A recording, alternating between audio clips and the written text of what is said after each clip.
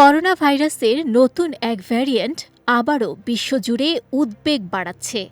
BA.3.2 নামে পরিচিত এই ধরনটি অস্বাভাবিক সংখ্যক জিনগত পরিবর্তন নিয়ে জনস্বাস্থ্য বিশেষজ্ঞদের দৃষ্টি কাড়ছে।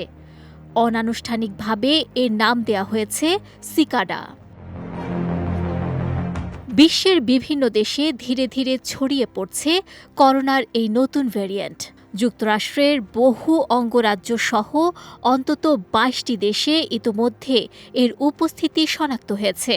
গবেষকদের ধারণা, নজরদারির বাইরে দীর্ঘ সময় ধরে নীরবে বিবর্তিত হয়েছে এই ভাইরাস। প্রাথমিক বিশ্লেষণে দেখা গেছে এই ভ্যারিয়েন্টে প্রায় ৭৫টি জিনগত পরিবর্তন রয়েছে, যার বড় অংশই রয়েছে স্পাইক প্রোটিনে। এই অংশ দিয়েই ভাইরাস মানবদেহের কোষে প্রবেশ করে, ফলে সংক্রমণের ধরন ও প্রতিরোধ ক্ষমতার উপর এর প্রভাব নিয়ে উদ্বেগ বাড়ছে। এদিকে বিশেষজ্ঞরা বলছেন, সিকাডা ভ্যারিয়েন্টে ইমিউন প্রতিরোধ এড়ানোর সক্ষমতা তুলনামূলক বেশি, অর্থাৎ টিকা নেয়া বা আগে সংক্রমিত হয়ে তৈরি হওয়া অ্যান্টিবডিকেও এটি আংশিকভাবে ফাঁকি দিতে পারে। যদিও এই ভ্যারিয়েন্ট প্রথম শনাক্ত হয় ২০২৪ সালে দক্ষিণ আফ্রিকায়, তবে ২০২৫ সালের মাঝামাঝি থেকে এটি বিভিন্ন দেশে দ্রুত শনাক্ত হতে শুরু করে। যুক্তরাষ্ট্রে এটি প্রথম শনাক্ত হয় বিদেশ ফেরত এক যাত্রীর মাধ্যমে। উপসর্গের দিক থেকেও এটি খুব আলাদা নয়।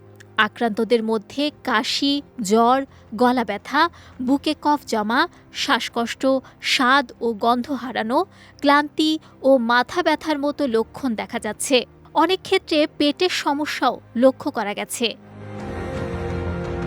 তবে এখনই আতঙ্কিত হওয়ার মতো পরিস্থিতি তৈরি হয়নি বলে জানিয়েছেন স্বাস্থ্য বিশেষজ্ঞরা। এখন পর্যন্ত আক্রান্তদের মধ্যে গুরুতর জটিলতার প্রমাণ পাওয়া যায়নি এবং অধিকাংশই সুস্থ হয়ে উঠছেন। তবু এর জিনগত পরিবর্তন ভবিষ্যতে টিকার কার্যকারিতায় প্রভাব ফেলতে পারে কিনা তা নিবিড়ভাবে পর্যবেক্ষণ করা হচ্ছে।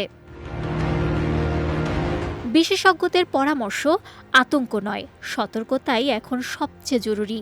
নিয়মিত স্বাস্থ্যবিধি মেনে চলা, টিকা গ্রহণ এবং উপসর্গ দেখা দিলে দ্রুত পরীক্ষা করানোই পারে নতুন ভ্যারিয়েন্টের ঝুঁকি অনেকটাই কমিয়ে দিতে। নুসরাত আহমেদ, বিজয় টিভি, নিউজ ডেস্ক।